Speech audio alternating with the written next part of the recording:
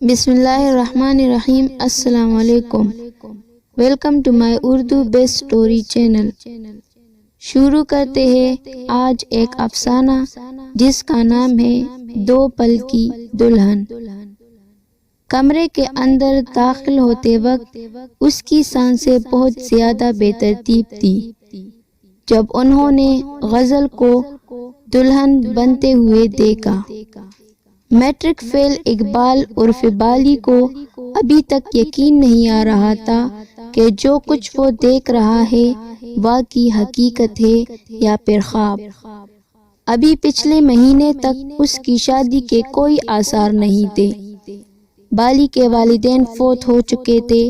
اس کی پرورش دادی نے کی تھی۔ غزل اسی گاؤں کی رہنے والی تھی، مگر بچپن ہی سے اس کے والدین شہر چلے گئے تھے، اس لیے وہ وہیں پر پلی بڑھی تھی۔ بالی نے ان کی رشتہ داری نہ ہونے کی وجہ سے ان کے گھر آنا جانا بالکل نہیں تھا۔ سال میں ایک آدھ بار وہ گاؤں آتی تھی۔ چونکہ غزل کے سارے رشتہ دار گاؤں میں رہتے تھے، یہی کا رہائشی ہونے کی وجہ سے بالی نے اکثر اسے اپنی کزنوں کے ہمراہ کھیتوں وغیرہ کی سیر کرتے ہوئے دیکھا تھا۔ وہ بلاشبہ بہت حسین اور معصوم سی تھی۔ اسے دیکھ کر گاؤں کیا شہر کے لڑکے بھی اپنانے کے لیے تیار ہو جاتے۔ سننے میں یہی آیا تھا کہ اسے ڈاکٹر بننے کا بہت شوق تھا۔ FSC میں ٹاپ کے نمبر حاصل کرنے کے باوجود انٹری ٹیسٹ میں اس کا میرٹ نہ بن سکا تھا، جس کی وجہ سے ڈاکٹر بننے کا سپنا ادھورا رہ گیا تھا۔ کچھ دن پہلے غزل کے ابا بالی کی دادی کو آ کر ملے اور اپنی اکلوتی بیٹی کا رشتہ بالی سے کرنے کی خواہش کا اظہار کیا۔ پہلے تو دادی کو سمجھ نہیں آیا کہ غزل کا باپ ماسٹر بشیر کیا کہہ رہا ہے، کیونکہ لفنگے سے بے وقوف بالی کے ساتھ شہر کی لڑکی تو کیا گاؤں کی ان پڑھ شبانہ بھی بیاہ کے لیے تیار نہ ہوتی، تو کہا پڑھی لکھی بہت حسین غزل کا رشتہ آ گیا تھا۔ جب یہ بات بالی کو پتہ چلی تو جب تک دادی نے لڈو اس کے منہ میں نہیں ڈالا، وہ منہ کھولے دادی کو سکتے کی حالت میں دیکھتا رہا۔ دادی، تجھے میرے مرے ہوئے ابا کی قسم، یہ جو تو کہہ رہی ہے کوئی مذاق تو نہیں ہے؟ بالی نے دوبارہ تصدیق چاہی۔ تیرے ابا کیا، تیرے دادا جان کی قسم، اس کا ابا خود کہہ کے گیا ہے۔ دادی نے اپنے پوپلے منہ سے کلکلا کے ہنستے ہوئے بولی۔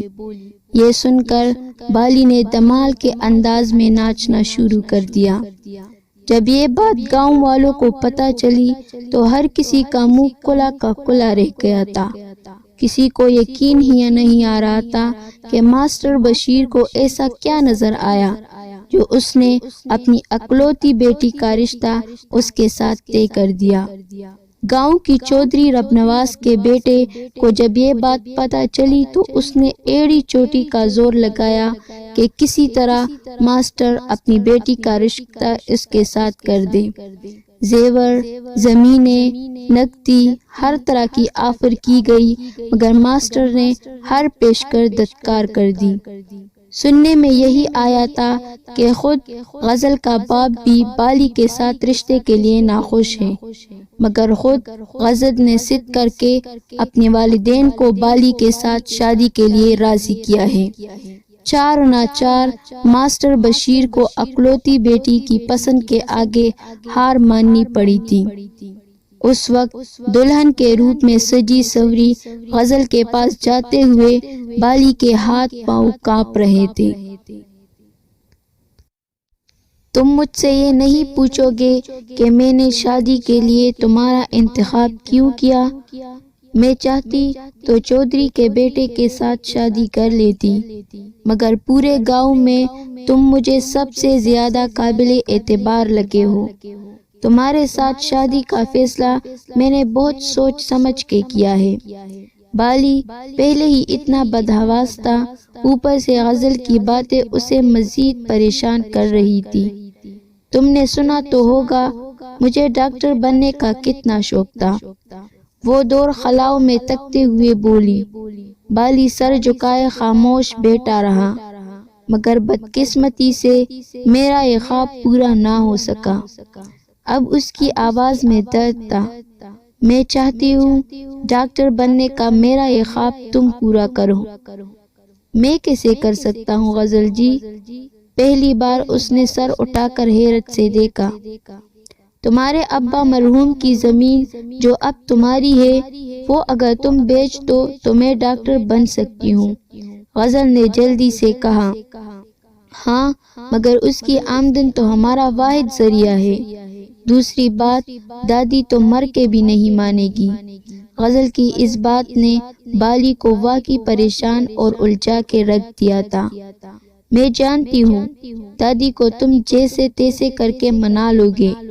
میں تم سے وعدہ کرتی ہوں ڈاکٹر بن کر تمہارے سارے پیسے لوٹا دوں گی۔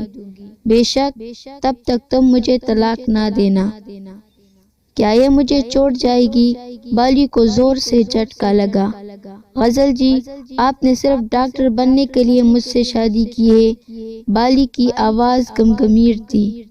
تمہارے ساتھ شادی میں نے ایک جوا سمجھ کے لی ہے۔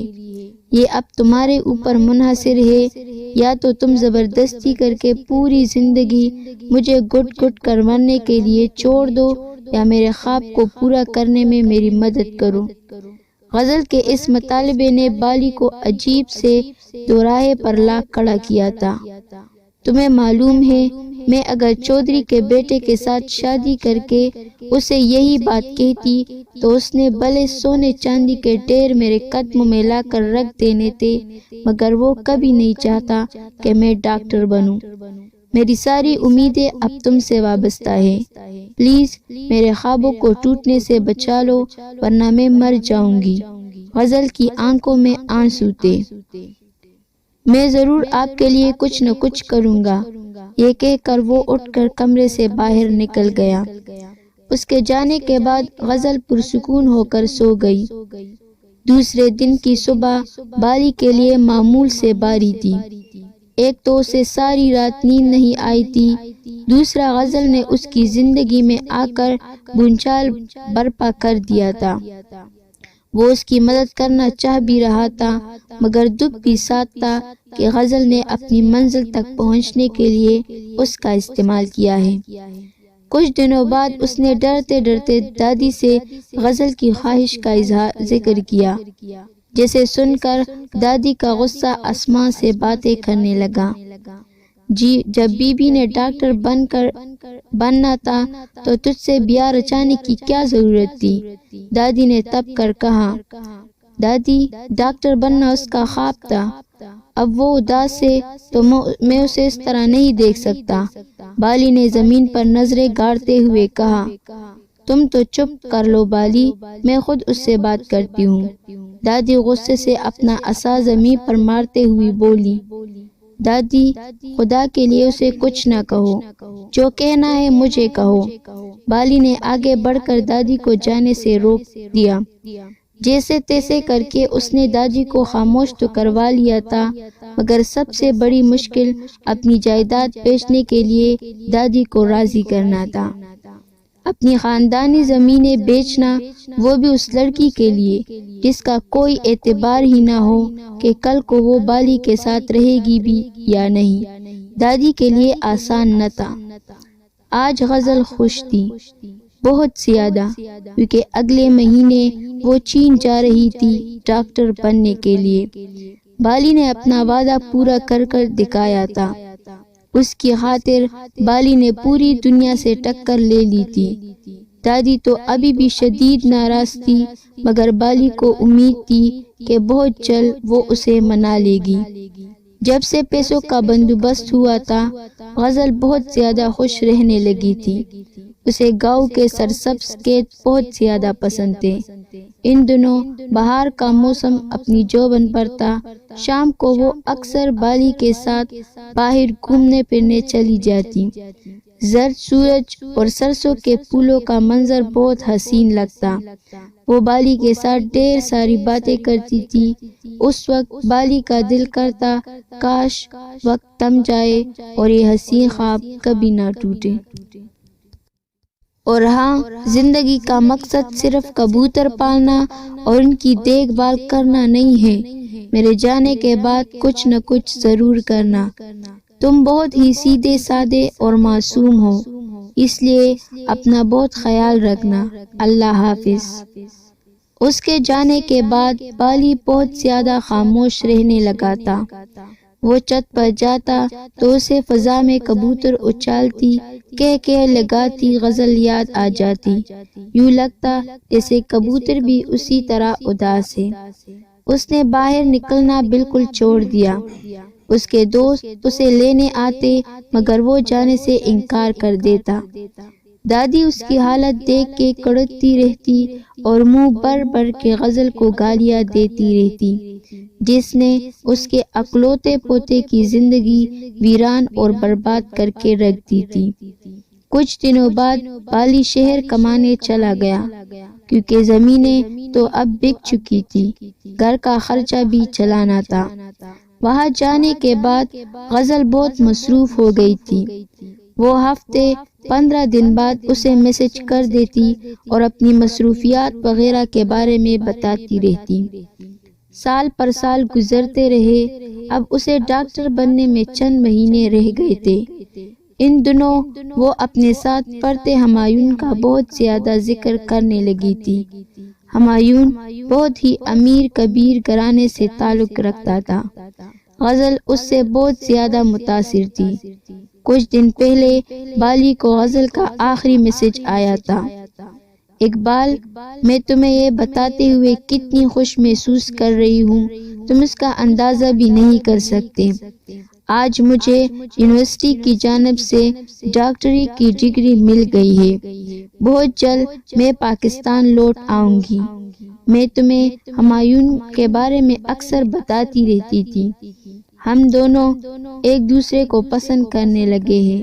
چونکہ وہ بھی ڈاکٹر بن چکا ہے، اس لیے میں نے اس کے ساتھ شادی کرنے کا فیصلہ کیا ہے۔ مجھے یقین ہے جب میں ہمایوں کو تمہارے بارے میں بتاؤں گی تو وہ خود ہی تمہارا قرضہ اتار دے گا۔ کچھ دنوں تک میں تمہیں رقم اور خلا کے کاغذات بھجوا دوں گی۔ امید کرتی ہوں تمہیں طلاق کے دستخط کرنے پر کوئی اعتراض نہیں ہوگا۔ دوسرے دن اسے بالی کا پیغام موصول ہوا: غزل جی، آپ کو اپنا خواب پورا کرنے کی بہت بہت مبارکباد۔ جب آپ کو پیسوں کی ضرورت تھی تو اسی دن میں نے فیصلہ کیا تھا کہ یہ رقم میں کبھی واپس نہیں لوں گا۔ ایک گوار ہونے کے ناطے میری یہ غیرت گوارا نہیں کرتی کہ بھلے ہمارا کوئی تعلق نہ رہا ہو مگر اتنے سال آپ میری منقوہ رہی ہیں، اور ہم پینڈو لوگ جب اپنی بیویوں کو کچھ دے دے تو واپس لینا اپنی توہین سمجھتے ہیں۔ مجھے آپ سے کچھ نہیں چاہیے، آپ جب کہیں میں اسی وقت طلاق پر دستخط کر دوں گا۔ نئی زندگی کی شروعات کرنے پر آپ کو ڈھیروں خوشیاں مبارک ہو۔ ایک ہفتے بعد ڈاکیا اس کے نام کا لفافہ دے گیا۔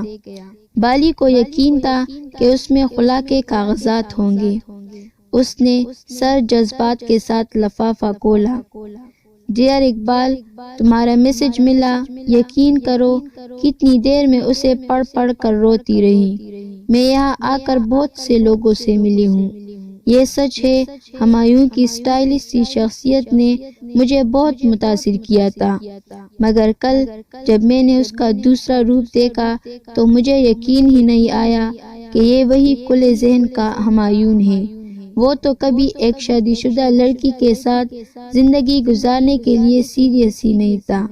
میں تو صرف اور صرف اس کا ٹائم پاس تھی۔ یہ تو میں بے وقوف تھی جو اسے پانی کی خواہش لے کر بیٹھ گئی تھی۔ اس نے مجھے دھتکارا تو تب مجھے اس تکلیف کا اندازہ ہوا جو میں نے تمہارے جذبات کے ساتھ کھیل کر تمہیں دی تھی۔ اقبال، یہاں پر لوگوں کے کئی روپ ہیں۔ انہوں نے دولت فریب اور جھوٹ کے ذریعے خوبصورتی کا لبادہ اوڑھا ہوا ہے۔ اندر سے ان کا حقیقی چہرہ بہت بدصورت ہے، بہت زیادہ۔ یہاں پر میرا تعلق ہر قسم کے لوگوں سے رہا۔ یقین کرو کوئی بھی مجھے تمہاری طرح مخلص اور وفادار نہیں ملا۔ میں اپنی غلطیوں پر تم سے شرمندہ ہوں، ہو سکے تو مجھے معاف کر دینا۔ اگلے جمعے میری پاکستان کی فلائٹ ہے۔ امید ہے ایک خود غرض اور اپنی منزل سے بھٹکی ہوئی بیوی کو واپس لینے تم ضرور آؤ گے۔ اگر آپ کو یہ کہانی پسند آئی ہو تو ہمارے چینل کو سبسکرائب کریں اور بیل نوٹیفیکیشن کو دبائیں تاکہ نئی آنے والی ویڈیو سب سے پہلے آپ کو ملے۔